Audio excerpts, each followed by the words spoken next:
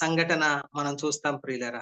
ఇద్దరు వ్యక్తులొచ్చి ఆ కొండ మీద ప్రభు అయినటువంటి యేసుక్రీస్తు వారితో మాట్లాడుతా ఉన్నారు. ఎవరు వీరంటే ఒక వ్యక్తి మోషే, మరొక వ్యక్తి ఏలియా. ఇది ఎంత ఆశ్చర్యమండి.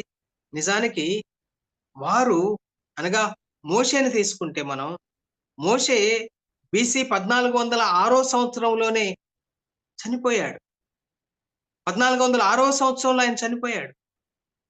ఆ చనిపోయినటువంటి వ్యక్తి ఆ బీసీ 1406 సంవత్సరాలు ప్లస్ అప్పటికి ప్రభు అయినటువంటి యేసుక్రీస్తు వారి యొక్క వయసు 32 సంవత్సరాలు కలుపుకుంటే 1438 సంవత్సరాల క్రితం చనిపోయినటువంటి మోషే ఒక సజీవుడిగా ప్రభు అయినటువంటి యేసుక్రీస్తు వారితో మాట్లాడుతూ కనిపించాడండి. ఇదంతా ఆశ్చర్యకరమైన సంగతి.